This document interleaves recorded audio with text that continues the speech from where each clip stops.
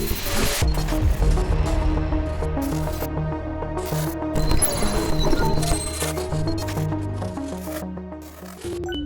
right, we're here with Brad Moss, who's the founder and CEO of Enhanced AI. AI has been all the rage for 2 years now, right? Yeah, a year and a half, close to 2. For those that are in the money have been focused on it a lot longer, and I would assume that includes you. Yeah, I actually got into it about 3 years ago. I was trying to solve some operational problems, and I leaned into AI at the time. It was GPT 2.5 or 3, before Chat GPT kind of came out. Yeah. And you leaned into it because you wanted help, right? Yeah. So I have a background in video games before I went to Amazon and before I went to doing a lot of the e-commerce stuff. And I love making video games. It's like the most fun thing. It's more fun than playing them. But in fact, actually, I've done more innovation in video games than like anywhere else. I've done Disney Imagineering stuff with kind of my game company and whatnot. Cool. But the problem with video games, the business is terrible, right? Like it's so hard to make any money in that business. The big guys make a ton of money. I typically say there's a high beta, right? Yeah. The guys who are making all the money. And so I was actually working with somebody who's released $4 billion game franchises, and we were developing how do you streamline the development process in video games, and not just video games, but storytelling. Yeah. And I started looking at AI pretty heavily of like, hey, how do we iterate this process? Because creativity and the game development, a lot of it's about iteration to make it good. You can't necessarily plan what's fun. You have to try it. And so started, hey, how do we cut down costs? Well, let's use AI to start iterating through this sequence of what, the players experience, all that kind of stuff. And so, yeah, I started leaning into AI, and then we started showing what we were creating to like Netflix and Microsoft, and had like 3 or 4 different meetings with them. And it was exciting, but then I realized, hey, instead of building one product, I really want to build this kind of whole platform, this horizontal platform, so anyone could come in and build together all these fascinating AI technologies, just because my mind was kind of exploding with this generative AI stuff. Yeah. And so we built this platform in Enhanced AI. Our platform's called Flux Prompt, like the flux capacitor. Oh, nice. Right? It's pulling everything together. What that was. Yeah. So with gaming, I assume the margins are in like how quickly you can get something that's good out. Even if it's a masterpiece, but it takes 28 years, no good. Yeah, that's right. And any help that machines can provide or anything that's helpful, you guys would take. Yeah. Okay. Yeah. And it's how do you iterate on what's fun, what's not fun? Yeah. And many times your dev cycles are 2 or 3 months to try this new feature, and this feature's just okay, but we need now to do another one, then another one. And you see some really great AAA titles that look beautiful, but the gameplay's not there. And really it's because they've needed to iterate a few more times, and believe me, the developers wanted to iterate. They just didn't have the money, to keep going on it. Yeah. Because people will move on. Yeah. And won't crack open the wallet at some point, I would assume. Yeah, that's right. And so that was React Games, which was your video game production company. Yeah. So I left, I left React Games in about 2016. But I've built over 60 different video games, again, for the big guys, the small guys, everyone, EA and Microsoft, Disney, all those guys, as well as a lot of little games and some indie games as well. And I left that group partially to pursue what I was doing with Product Labs, which is helping a lot of e-commerce, or people sell on e-commerce, primarily Amazon. But then after I had bought and sold my company a few times, about 3 years ago, I decided to get back into Z games, just something kind of fresh and new. And I have some, really good friends who've been in the game industry for quite some time. And so we started experimenting with some stuff as I was just kind of exploring, and that's kind of stumbled into the AI. Yeah, very solve cool. it, yeah. Not a huge video gamer. The last video game I played was James Bond, and the one before that was just Super Mario. Or, Mike Tyson's the 007 James Bond? Yeah. On the 64? 64. But Mario Kart, you can kind of pick up and play with anything. But I'm kind of like an 88-year-old man. Somebody will put a controller. I'm like, look at all these buttons. What do I do with all this? That's a lot. That's different than last time I played. But what's your favorite game that you were a part of? I built a game that we needed more iterations on it, but I was pretty proud of what we came up with. It's called Super Dungeon Bros. And it was just a fun kind of party game. You just sat down as a group and you crawled down different dungeons, beat up a bunch of bad guys. But it was a fun time because it was just like a kind of a co-op play game. So it's like having fun, cool. Beating up dudes. But the fun for you is playing, but the real fun is creating them. Yeah, because there's always something. It's so fascinating because there's consumer insights and psychology. Really, when you really get into it, it's like, what's the psychology of the player? What is their motivations? What are their goals at any given point? And that's all fascinating to me. But then at the same time, you got to weave into, like, what's the narrative perhaps in this game, or what's the goals and objectives that are fun for the player to do. And that's all. It's a challenge every single time, right? How do you keep attention? Yeah. With anybody? That's really hard in all media. Yeah. There's a lot of competing things for the 8 billion eyeballs on planet Earth. That's right. As you were building these, product labs and React, you found the need for the AI. It's pretty daunting, right? You got to have a little bit of moxie and confidence to see the problem, but then also be like, oh, build the platform so that others can also have this benefit. Because AI, if you had to break it down, it's like a really nice super helper, I guess. Yeah. Currently, yeah. That's kind of what it is. And if you're going to build it as a platform, it probably needs to help various people in various industries and various jobs. Yeah.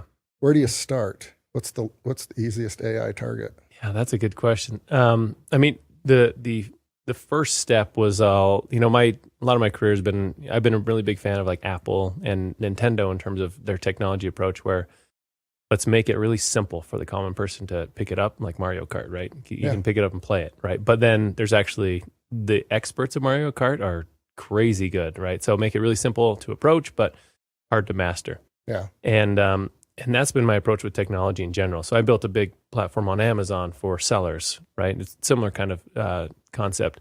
When I was looking at AI, I'm like, okay, this is amazing technology, but this is way too hard for anyone to like figure out. And it's still pretty hard for people to figure out when you really get into the use cases. So the idea was, hey, how do we make this really simple for the common user or the business operator, which we're primarily targeting right now?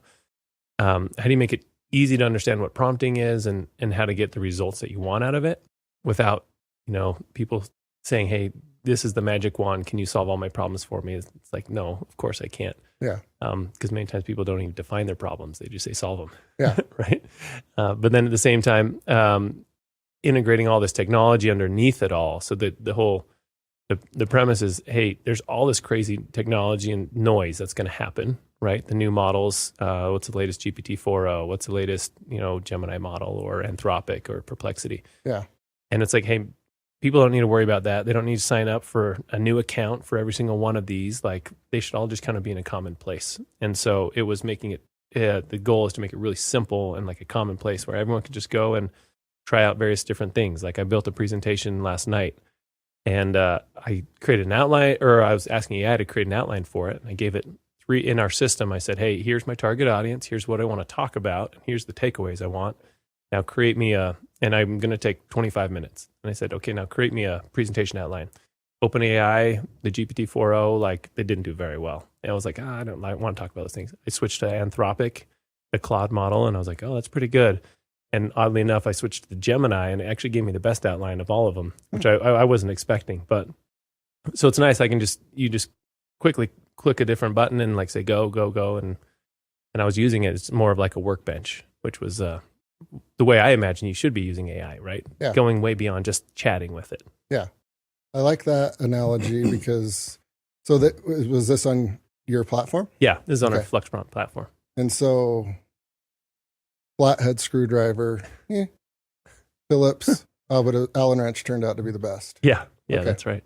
But you don't need to switch and you don't need to go to Home Depot yeah. and buy a new screwdriver every time, right? Okay, because you're on the workbench, platform type of thing. And ultimately, at the end, it was something that you were happy with, the 25-minute presentation. And then I actually took two best ones, so Anthropic and Gemini, and then I fed it in again. I said, hey, grab the best of both of these, and I said, combine it into one nice outline. So I actually started chaining these things together, just to create a quick outline. And I built a I don't know 20 slide presentation in about an hour and 20 minutes. Yeah, which for me, that's good. That was great, including images. Yeah, and that saves a ton of time. Yeah. Normally I'd spend probably 5 or 6 hours on that. Yeah, but going back to the promptings, right? Like the 20-year-old version of you, if you were trying to get outside of a homework assignment, right, which can happen now. Oh, for sure. It would still be kind of bad because the prompts would be bad. Yeah. And you, the version of you now, knows like what is good and what's not, and the prompts need to be good. Yeah.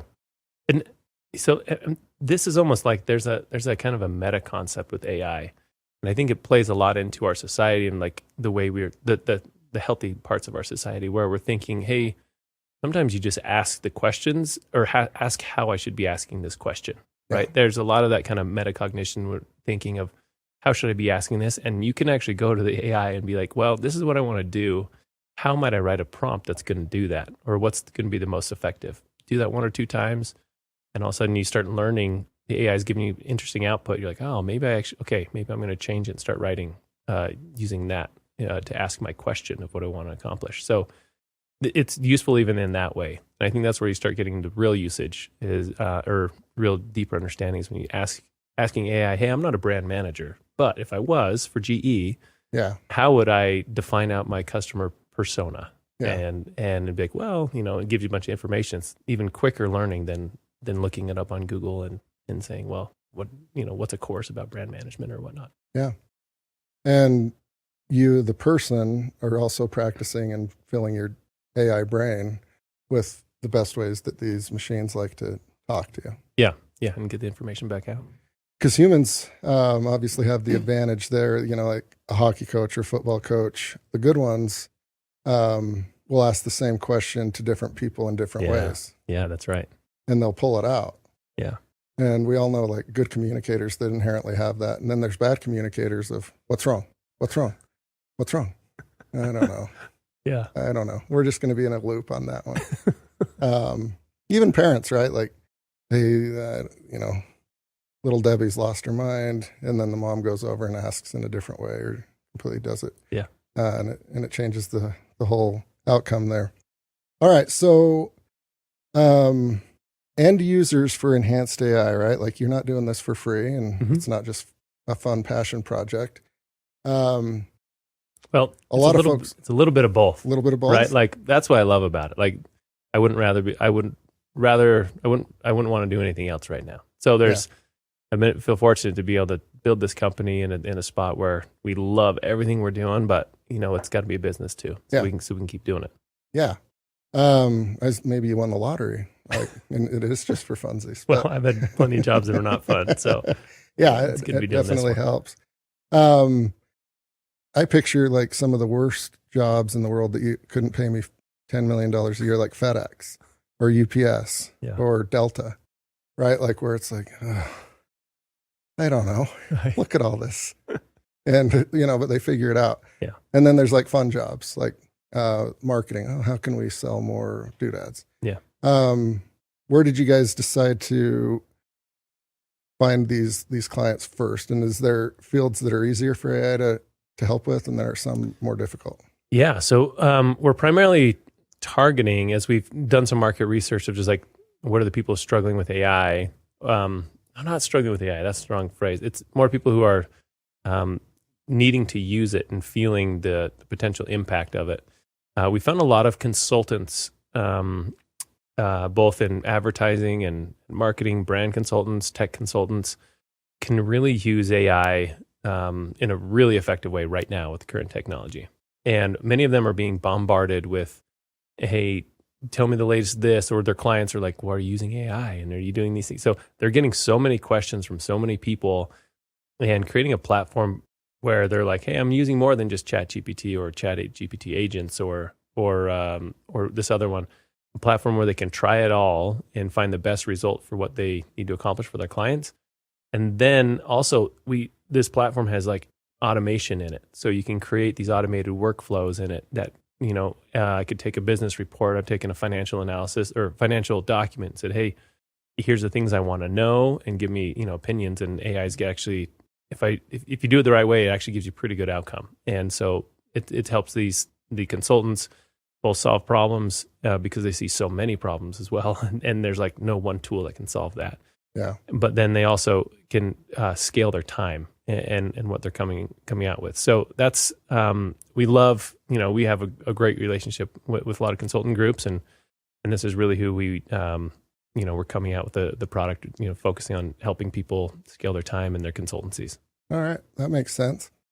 As you onboard clients after they've talked to you and been convinced and wrote a check, all of that, how do you integrate with them? And then ultimately, is there a training ramp up? What do they need to do to be able to use your platform? Yeah, great question. So a couple of points. The first one is, when people come in, since we're kind of early days, we're seed stage, we actually come in and help every client that comes in and build something. So let's build a workflow that works for you.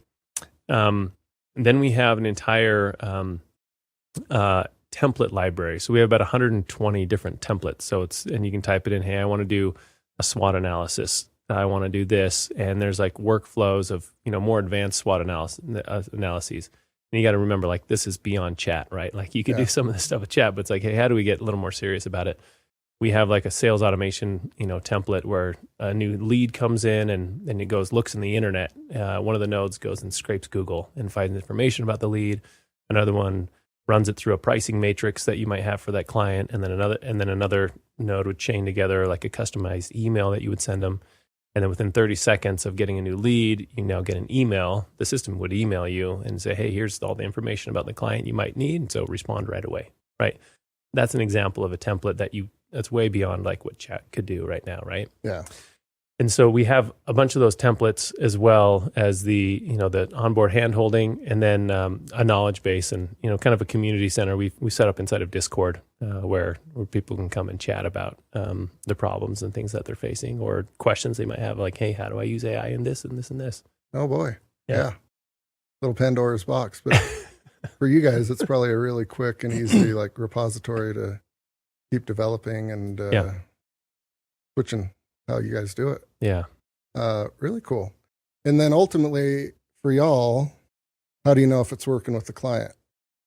So if people are using it and repeatedly using it, we know it's working for them. Or if they have once a month, they want to run several workflows that they have set up, then we know that they're using the platform, then it's working for them. Yeah. And so we love to set up. I mean, for me personally, I'm using it I have automation tasks that every single day I actually have it go, and I have a topic and I say, hey, go find all the latest news about this topic. And so I've set up a workflow to do this. It just sends me an email every morning as a result. It looks for the topic. It does a Google search, finds all the web pages of the results. It scrapes those web pages and then summarizes each of those web pages, and then creates me a summary of the summaries because I don't like to read a lot. I want something tight and concise in the morning. And so every single morning I'm like, hey, here's the top 5 subjects or topics about this subject. And that's like a daily automation that I use it for. So automations are great. Makes my life a lot easier, as well as then I just use it in my daily work when I'm looking at other parts of my business, right? Finance, marketing, sales. Cool. Yeah. The scraping of the news stories, some of them are like suing. I think New York Times is opting to sue. Yeah. And then others are like doing agreements and profit sharing. With your prompts, does it tell you like the news sources in case you do want to go a little bit deeper? So it depends how you prompt it, right? So we have probably the most advanced real-time engine is Perplexity. And Perplexity, like I could ask it the weather today in Salt Lake City, and it'll give me the weather. Like sports game last night, it'll give me, or even today, it'll give me the latest information. I remember my kids were playing Fortnite, and all of a sudden it wasn't working for a while, and I asked Perplexity, it's like, oh, the Fortnite servers are down. And like it knew it like pretty real time. Yeah. But so that one is, that model, that system is based on real-time information, and they actually give some sources back on the responses. so it's all like we're this middle glue. Like we're not providing the LLMs, we're providing the connection to all these LLMs, right? And so it's all has to do with how the models are set up and what the models will give you back when you talk to them about it. Very cool. Let me poop on AI for a minute here, and then you can use it as an educational moment. I've had ChatGPT and Gemini fail on pretty basic things. Past 20 winners of the Daytona 500 got 2 wrong. And I'm like, what are you talking about? It was Tony Stewart. And they're, oh, yeah. Oops. Got that wrong. And then, golf tournament winners, basic stuff, and then baseball stats. Yeah. I'm like, hey, you kind of suck. Why do you suck? Are you not part of Google? Are you not a $25 billion? I'm sorry. I'm, trying to do better. That type of thing. But why is it getting that wrong? Yeah. Now, let me jump into the technology for a second, from a technological perspective. So, the big boom that happened with LLMs, with large language models, was people are trying to train these pattern recognitions on content, and they were giving it like 100 million pieces of content. And they're like, the pattern's not getting there. It's not getting it there. And then one engineer, a lot of people stopped, but one engineer is like, no, it's because our scale is off. And let's feed it 175 billion pieces of data, which is, so 100 million is like 0.005% of that billion that they really needed. So they were training on such a fractional piece. And after they did the 175 billion, it's like, oh, that was GPT-3. Like, we're getting pretty good responses. So, like, that's the LLM explosion that happened. But there's actually another piece to it that a lot of these are using is called vector databases. And this is a good analogy for like why it gets wrong. Is vector databases are not like a normal database. A normal database you set is like a map, right? A map of a city. I can say, here's the coordinates, and I want to pull this information out, and it's exactly what my coordinates say, right? A vector database is much more like a library, where it's like, where's the history section? Where's the the fiction section or the philosophy section? And you could say, hey, I want the best books in history. And it's going to go to that section. It's going to grab a couple of books from the history section for you and just return them back to you. So it's not as nearly as precise, but it's more like relational to the information that's going into it. And so many times when it gets you the information, much more like a person. Honestly, like keep thinking about AI a little bit more like a person, which is a little scary, but it's also the reality is a person. A person's not necessarily going to know all 20, right? They're going to get most of them right, but a higher IQ person will, right? Or someone who's studied it. And so many times AI, you think about it more like a person. It's like, well, it's going to get it pretty right. And that's part of the magical side of the creativity of it, but it's not an exact thing that we're used to dealing when we're interacting with machines. We're used to dealing with really specific, exact responses from machines. AI is like not that. That's why it's such kind of a revolution. It's like, well, it's not exact response. Sometimes you'll say, hey, I want Moby Dick. And it'll go find the right Moby Dick book and pull it out. Maybe it'll pull out the abridged version, right? Instead, and you're like, no, I wanted the real version. And then it'll get it right. So it is a lot more like a person. Instead of getting it exactly right, it's more of like relational. And that's just the way it's been trained on the patterns. And it'll probably get better as they keep training more. Now they're talking about trillions and trillions of pieces of data they're training it on. That's good, and that makes sense. Yeah, because I walked away and like, you want to be in F-23s and nuclear submarines, and you can't even tell me that Joe DiMaggio plays center field? Yeah. I'm not going to trust that one. Because there's going to be all sorts of advances, but... on that same point, like if I had an engineer in a nuclear submarine, and I probably wouldn't expect him to know Joe DiMaggio's or the latest baseball facts, right? And so some of these models, and that's some of the advancements, is people are making these models that are specific to fields, right? And so that's some of the really exciting stuff, like the medical. It's like, hey, I'm making an LLM, training it on cancer data, and so it's actually going to be really good at that. It couldn't even tell me like a poem about a dog and a stick, right? Yeah. But it could tell me about cancer. Yeah. And that's like, so people are getting these models. They're almost like different brains. I almost call these LLMs like small little brains. Perfect. And sometimes you get the mega brains, which is like GPT-4 is what they're trying to build, a mega brain that's really good at everything. But a lot of the earlier advancements right now are in these small LLMs that are specific to subject fields. Yeah. Yeah, we had Ben Lambert from Sonic Healthcare, which is like healthcare AI. Yeah. Right. And he had some really good examples of the human and AI interacting with like pathology, and it's a good team. Yeah. Especially when you do like think of it as a human, right? Yeah. It's like a human that you can be nice to, but you also don't have to say please and thank you, I guess. Yep. It won't get offended. Going back to Flux Prompt, how do you guys differentiate yourselves versus everybody else, including Callaway Golf, which has an AI driver, right? So everyone can throw that AI in now, but you guys need to differentiate and like kind of put yourself at the front. How do you do that? Well, so the difference is when a lot of these folks now are saying, hey, we have AI, it's like they're just piping into the API of OpenAI and might have a couple custom written prompts, right, for their use case. And sometimes they add extra data to that, which makes it even more useful. And so that's great for that one vertical. So I call that like almost vertical integration, like a vertical use case. And with AI, with what we're doing is it's, hey, we don't want to build, that's why I made the pivot away from what we were doing and showing Netflix and Microsoft we don't want to build just one tool set. It's like, hey, here's a flexible tool set that you could actually build. Like we have API connections in all of our flows. So we've had software developers who just want to get AI in their software and they have some customized prompts. They want to use various different models. They just create one inside the Flux prompt and then they call the API and then they get an API response.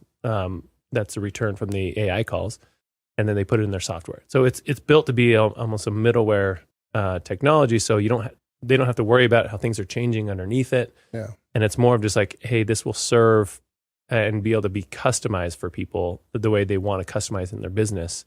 Because our thing is like, well, many softwares just don't do exactly what I want it to do. And again, with the consultants, it's like, well, they have a very specific way of building their practice. And you really need a customized, workflow and setup to do that. And so that's our thing is saying, hey, you can come in, learn it really quick. You don't need any engineers to do it, even though we actually have engineers who love the system because they can prototype and do all sorts of stuff with it.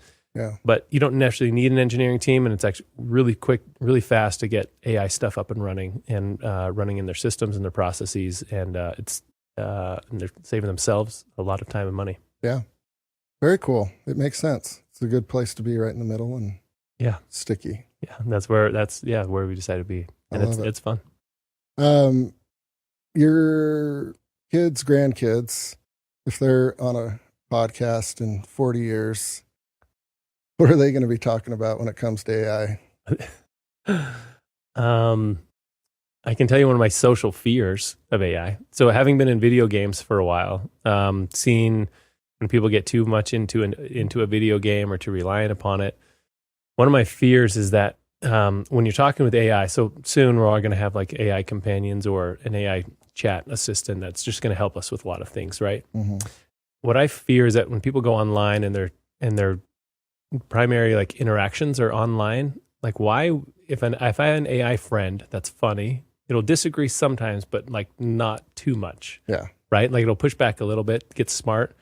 Like, why would I ever go talk to a real person who, this guy's obnoxious? Why do I want to talk to him? Like, why am I going to learn those social skills of dealing with people that I disagree with? Yeah. When AI will never quite disagree that much with me, and I'll never get in a big fight, right? Yeah. Like, but that's a quality part of life that we need to learn as people, because it helps me grow when I learn from someone else. Why am I frustrated with this other person? Well, I'm not doing these certain things, and that helps me grow. But the common person like wants to shy away from hard things, right? Hard conversations, all these kind of things. So when I think about my grandkids, that's kind of what I'm worried about is like, well, where do we get socially when with the online interactions with these AI systems? Yeah. Well, that's a great observation and hasn't been brought up yet. But I think it was attributed to Abraham Lincoln. It's like, I don't like that guy. I should get to know him better. Yeah. Right? Yeah. Yeah. But if you've got, 40 years from now, everyone has a temper tantrum because somebody says something that they disagree with, we'll all be done for. We don't need machines to take over. Yeah. We'll just self-implode. Yeah, that's an interesting one. Yeah. Very interesting. What's next for enhanced AI? And how can people reach out to you and contact you, all that stuff? Yeah, we have come to our website, enhance.ai, to check out the company. The company does a couple of things. It doesn't just do Flux Prompt. We provide some AI services mainly, but we're primarily focused on Flux Prompt as the platform. And we actually have a couple of other plugins that we're putting in, just helping people with AI, like Google Sheets and Google Docs and whatnot.